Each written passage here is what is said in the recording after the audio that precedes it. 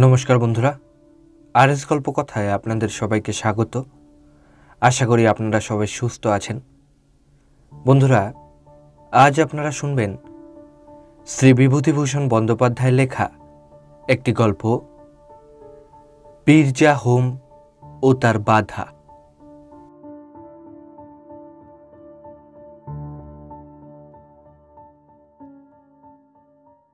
ভৈরব চক্রবর্তীর মুখে এই গল্পটি শোনা। অনেক দিন আগেকার কথা। খুলনার বোয়ালে কদরপুর হাই স্কুলে আমি তখন শিক্ষক। নতুন কলেজ থেকে বার হয়ে সেখানে গিয়েছি। ভৈরব চক্রবর্তী ওই গ্রামের একজন নিষ্ঠাবান সেকেলে ব্রাহ্মণ পণ্ডিত। সকলেই শ্রদ্ধা করত, মানত। এক প্রহর ধরে জপ আহ্নিক করতেন। শূদ্রযাজক ব্রাহ্মণের জলস্পর্শ করতেন না। মাসে একবার বীরজা হোম করতেন। টিকিতে ফুল বাঁধা থাকত দুপুরের পরে। স্বপাক ছাড়া কারো বাড়ি কখনো খেতেন না। শিষ্য করতে নারাজ ছিলেন। বলতেন, শিষ্যদের কাছে পয়সা নিয়ে খাওয়া খাঁটি ব্রাহ্মণের পক্ষে মহাপাপ। আরেকটা কথা, ভৈরব চক্রবর্তী ভালো সংস্কৃত জানতেন, কিন্তু কোনো স্কুলের পণ্ডিতি করেননি। টোল করাও পছন্দ করতেন না।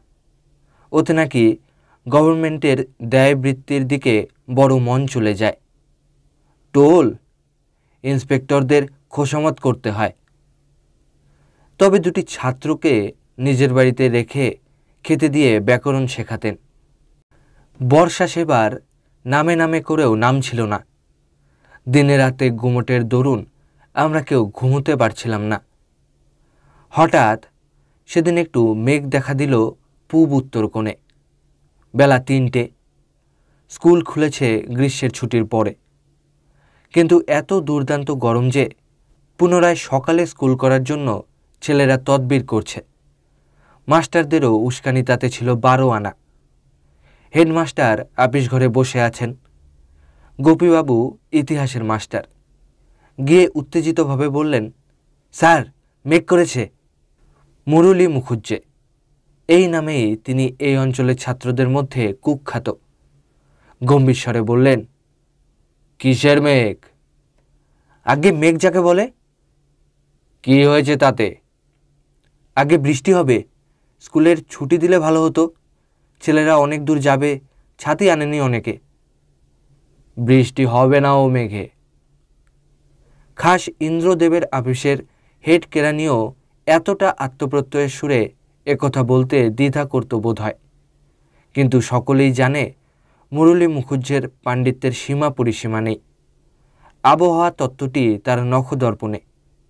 গোপীবাবু দমে গিয়ে বললেন, বৃষ্টি হবে না? না। কেন স্যার? বেশ মেঘ করে এসেছে তো। মেঘের আপনি কি বোঝেন? ওকে বলে তাঁত মেঘা। ও মেঘে বৃষ্টি হবে না। আমিও পাশের শিক্ষকদের বিশ্রাম কক্ষ থেকে জানালা দিয়ে মেঘটা দেখেছিলাম এবং আসন্ন বৃষ্টির সম্ভাবনাতে পুলকিত হয়েও উঠেছিলাম। মুরলী মুখুজ্জের নির্ঘাত রায় শুনে আমি তাড়াতাড়ি বাইরে এসে বললাম, বৃষ্টি হবে বলে কিন্তু মনে হচ্ছে। মুরলী মুখুজ্জে বললেন, তাঁত মেঘা। মেঘ হলেই বৃষ্টি হয় না। কোন মেঘে বৃষ্টি হয়?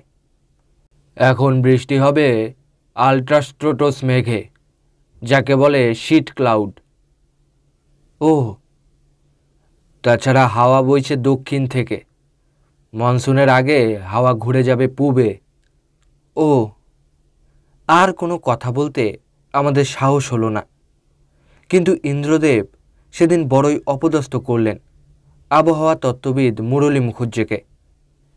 মিনিট ১৫-র মধ্যেই মেঘের চেহারা ঘন কালো হয়ে উঠল। মেঘের চাদর ঢাকা পড়ল আরও ঘন আরেকখানা মেঘের চাদরে।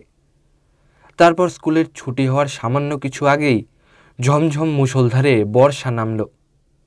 পুরো ২টি ঘন্টা ধরে খাল, বিল, নালা, ডোবা ভাসিয়ে রাম বৃষ্টি হওয়ার পরে বেলা ৫:৩০টার সময় আকাশ ধরে গেল। ছেলেরা তখনও পর্যন্ত স্কুলেই আটকে ছিল। কোথায় আর যাবে? সবাই আমরা আটকে পড়েছিলাম। গোপীবাবু জয়ক গর্বে উৎফুল্ল হয়ে মুরলী মুখুজ্জেকে গিয়ে বললেন, দেখলেন স্যার, তখন বললাম বৃষ্টি আসবে, তখন ছুটিটা দিলে আর এমন হতো না। মুরলীবাবু বললেন, অমন হয়ে থাকে। ইতিহাস পড়ান, হায়ার ম্যাথামেটিক্স পড়ালে বুঝতেন। জগতে স্পেস অ্যান্ড টাইম নিয়ে অনেক আশ্চর্য ঘটনা ঘটে। এডওয়ার্ড গার্নেটের প্রবন্ধ পড়ে দেখবেন এই বছরের ম্যাথামেটিক্যাল গ্যাজেটে, বুঝলেন? সেটা কি? এলিস ইন ওয়ান্ডারল্যান্ড পড়েছেন তো? অঙ্কশাস্ত্রে এলিস থ্রো লুকিং গ্লাসের পরীক্ষা আর কি, পড়ে দেখুন। গোপীবাবু চলে এলেন। অঙ্কশাস্ত্রের কথা উঠলেই স্বভাবত তিনি সংকুচিত হয়ে পড়েন। বৃষ্টি থেমেছে। স্কুল থেকে বেরিয়ে আমি আর গোপীবাবু চলেছি। দুজনেই আমরা মনে মনে বড় খুশি। হেডমাস্টারকে আজ বড় জব্দ করা গিয়েছে। রোজ রোজ কেবল চালাকি। এমন সময় ভৈরব চক্রবর্তীর বাড়ির দাওয়ায় দেখি ভৈরব চক্রবর্তী দাঁড়িয়ে, খুব খুশি মন। আমাকে দেখে ডেকে বললেন, কেমন ননীবাবু, বৃষ্টি হলো তো? এই যে চক্রবর্তী মশাই, নমস্কার। তা হলো। হবি না? আজ 3 দিন থেকে হোম করছি বৃষ্টির জন্যে, ওর বাবাকে হতে হবে। অবশ্যই বৃষ্টির পিতৃদেব কে তা ভালো জানা ছিল না। বললাম, বলেন কি, হোম করার ফল তাহলে ফলেছে বলতে হবে? গোপীবাবু অর্ধস্ফুট স্বরে বলে বসলেন, লাগে তাক, না লাগে তুক। ভৈরব চক্রবর্তী কথাটা শুনতে পেয়ে বললেন, আসুন দুজনেই আমার বাড়ি মাস্টার বাবুরা, দেখুন দেখাই। গোপীবাবু ও আমি দুজনের দাওয়ায় গিয়ে বসলাম। মনটা বেশ ভালো। দুঃসহ গরমের পর প্রচুর বৃষ্টি হয়ে দিনটি একেবারে ঠান্ডা হয়ে গিয়েছে। আজ 15 দিন দারুণ গুমোটে রাত্রে ঘুমোইনি। গোপীবাবু কেবল বলছিলেন, আজ খুব ঘুম হবে, কি বলেন? নিশ্চয়, তার আর ভুল। ভৈরব চক্রবর্তী আমাদের নিয়ে গেলেন ঘরের মধ্যে। সেখানে সত্যি হোমের আগুনের কুণ্ডু, বালি বিছিয়ে তৈরি, বেল কাঠ ও যজ্ঞী ডুমুরের ডালের বাড়তি সমিত, অর্থাৎ যজ্ঞের কাঠ একপাশে গোছানো, পূর্ণ পাত্রে সিধে সাজানো, তামার টাটে নারায়ণ শিলা, সিঁদুর বেলপাতা তামার বড় থালায়। হোম হয়ে গিয়েছে, উপকরণের অবশেষ এদিক ওদিক ছড়ানো। ভৈরব চক্রবর্তী বললেন, দেখলেন মাস্টারবাবু, হোম করার ফল আছে কি না দেখলেন? গোপীবাবু বললেন, আপনি অলৌকিক কিছুতে বিশ্বাস করেন? নিশ্চয়, নিজের চোখে দেখা। অপদেবতার কাণ্ড দেখেছি যে কত, পঞ্চমুণ্ডির আসনে জপ করার সময়। বলুন না দু একটা ঘটনা। না, সেসব বলবো না, থাকবে।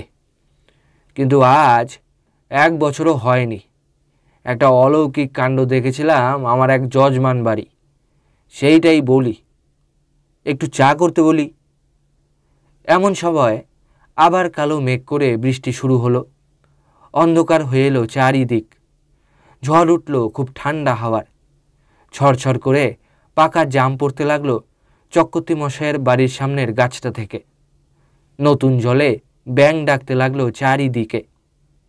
চা এলো। আমরা ছাতি নিয়ে বেরোইনি, এই বৃষ্টি মাথায় করে যাবার উপায় নেই। বেশ জমিয়ে গল্প শুনবার জন্যে ভৈরব চক্রবর্তীর মাটির দাওয়ায় মাদুরের ওপর বসে গেলাম। ভৈরব চক্রবর্তী আমাদের চা দিয়ে তামাক সেজে নিয়ে এলেন। তারপর শুরু করলেন গল্প বলতে। আর বছর ভাদ্র মাসের কথা, এখনও বছর পড়েনি। আমার এক যজমান বাড়ি থেকে খবর পেলাম তার একটি মেয়ের বড় অসুখ। আমাকে তার বাড়িতে গিয়ে বীর্যা হোম করতে হবে মেয়েটির জন্যে। বীর্যা হোমে পূর্ণ আহুতি দিলে শক্ত রোগী ভালো হয়ে যায়, আমি এমন সারিয়েছি। আমাকে তারা নৌকো করে নিয়ে গেল গোবরডাঙ্গা স্টেশন থেকে যমুনা নদীর ওপর দিয়ে। অজপাড়াগা, ঘর কতক ব্রাহ্মণ ও বেশিরভাগ গোয়ালা ও বুনোদের বাস। যমুনার ধারেই গ্রাম। গ্রামের মেয়েরা নদীর ঘাটেই স্নান করতে আসে। গ্রামের নাম কি? সাতবেড়ে। তারপর শুনুন, গ্রামে গিয়ে পৌঁছলাম বিকেলে। খুব বন জঙ্গল গ্রামের মধ্যে। একটা ভাঙা শিব মন্দির আছে, সেকেলে ছোট ইটের তৈরি। মন্দিরের মাথায় বট অশ্বত্থের গাছ গজিয়েছে। প্রকাণ্ড বড় একটা শিবলিঙ্গ বসানো মন্দিরের মধ্যে, চামচিকের নাদিতে আকণ্ঠ ডোবা অবস্থায়। পুজো বন্ধ হয়ে গিয়েছে বহুদিন আগেই। এই সময় আমাদের জন্যে ভৈরব চক্রবর্তীর বড় মেয়ে শৈল চাল ভাজা ও ছোলা ভাজা নিয়ে এলো তেল নুন মেখে। ভৈরব চক্রবর্তী বিপত্নিক। তার মেয়েটি শ্বশুরবাড়ি থেকে এসেছে সবে কদিন হলো। চলে গেলে চক্রবর্তী মশাই নিজেই রান্না করে খান। আমরা সকলেই খাবার খেতে আরম্ভ করে দিলাম, ভৈরব চক্রবর্তীও সেই সঙ্গে। এখনও দিব্যি দাঁতের জোর। ওই বয়সে এমন চাল ছোলা ভাজা যে খেতে পারে, তার বহুদিনেও দাঁত নষ্ট হবে না। তিনি খেতে খেতেই বলে চললেন, এই শিব মন্দিরটার কথা মনে রাখবেন, এর সঙ্গে আমার গল্পের সম্পর্ক আছে। তারপর আমরা গিয়ে সে বাড়ি উঠে হাত পা ধুয়ে জল খেয়ে ঠান্ডা হবার পর গৃহস্বামী একটি ঘরে আমায় নিয়ে গেলেন। অসুস্থ মেয়েটি সেই ঘরে শুয়ে আছে। বয়স 13-14 হবে। নিতান্ত রোগা নয়, বেশ মোটা সোটা ছিল বোঝা যায়। গলায় একরাশ মাদুলি। মেয়েটি চোখ বুজে একপাশ ফিরে শুয়ে আছে। আমি ঘরের মধ্যে ঢুকতেই এবার সে মাথা তুলে তাকিয়ে দেখে আবার পাশ ফিরলে। মেয়েটির গায়ে জ্বর, বেশ জ্বর, 3-এর কাছাকাছি হবে। চোখে ক্লান্ত দৃষ্টি, চোখের কোণ সামান্য লাল। নারী দেখলাম, বেশ নারী, শক্তই আছে। হঠাৎ কোনো ভয়ের কারণ আছে বলে মনে হলো না। তাছাড়া আমার ওপর মেয়ের চিকিৎসার ভার নেই। আমি এসেছি হোম করতে। গৃহস্বামী বললেন, আপনি আশীর্বাদ করুন, পায়ের ধুলো দিন মাথায় ওর।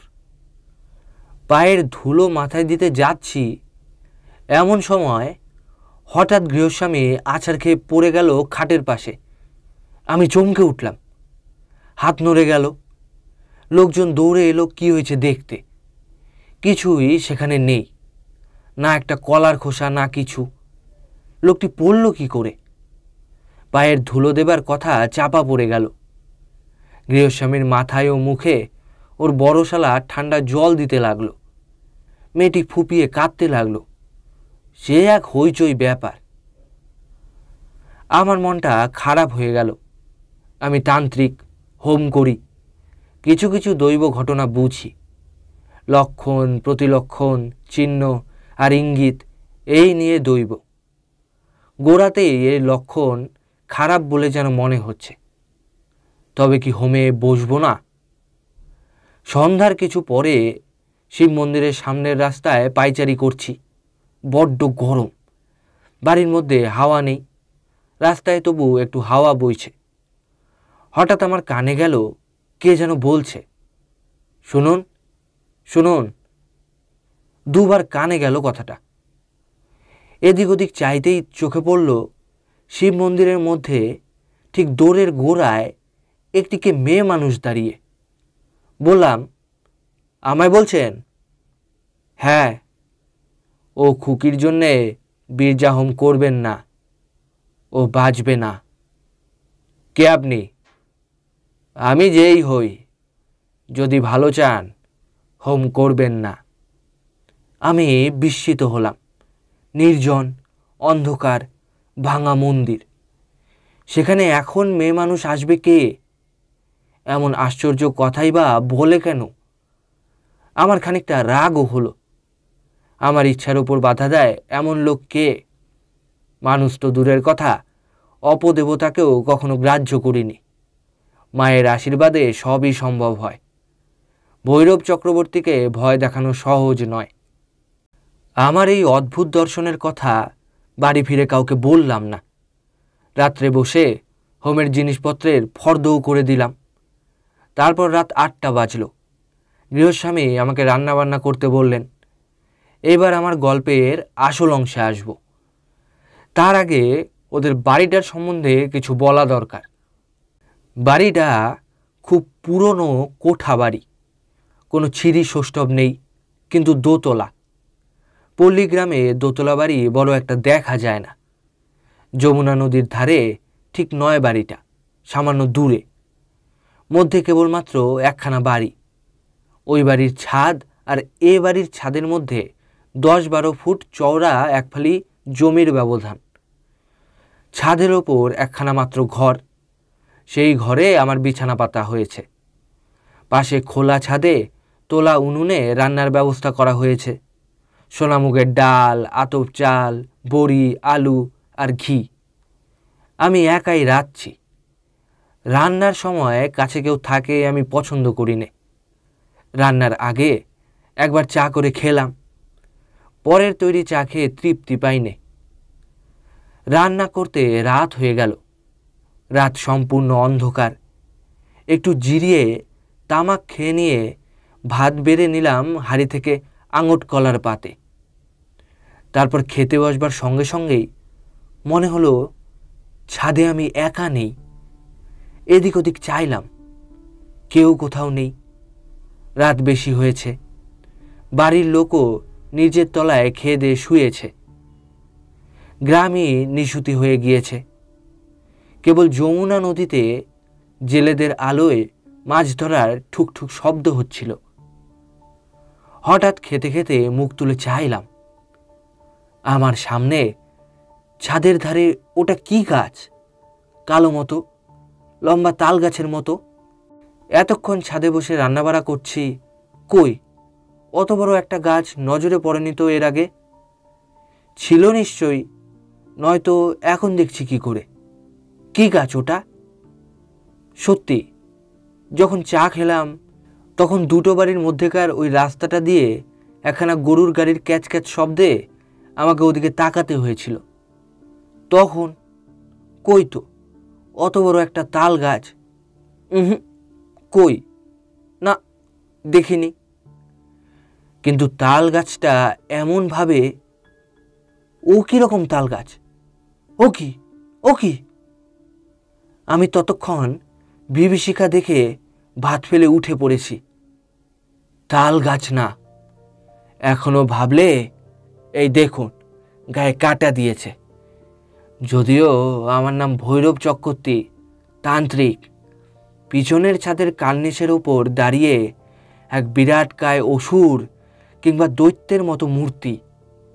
তার তত বড় বড় হাত পা, সেই মাপে। মাথাটা একটা ঢাকাই জ্বালার মতো।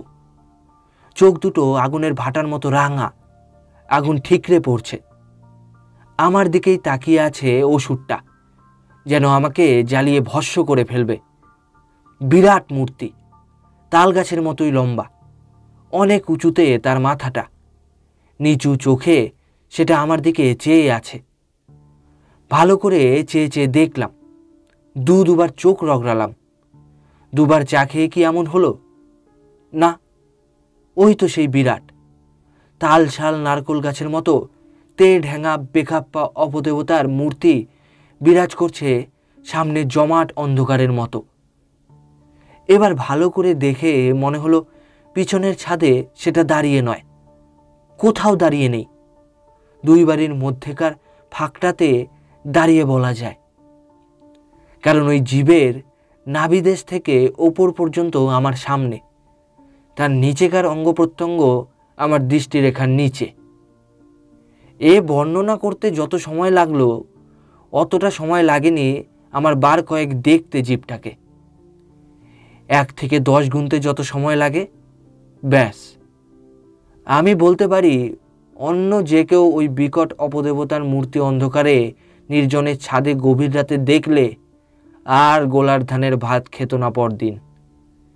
আমি অপদেবতা দেখেছি। পঞ্চমুণ্ডির আসনে বসলে জপের শেষের দিকে প্রায়ই ভয় দেখাতো, কিন্তু সে এ ধরনের বিকট ও বিরাট ব্যাপার নয়। ভয় পেয়ে গেলাম, ঠকঠক করে কাঁপতে লাগলাম। চোখে অন্ধকার দেখে পড়ে যাই আর কি, পড়লেই হয়ে যেত। দুর্বল মানুষ মরে ওদের হাতে, মন সবল হলে ওরাই পালায়। নিজেকে তখনই সামলে নিলাম।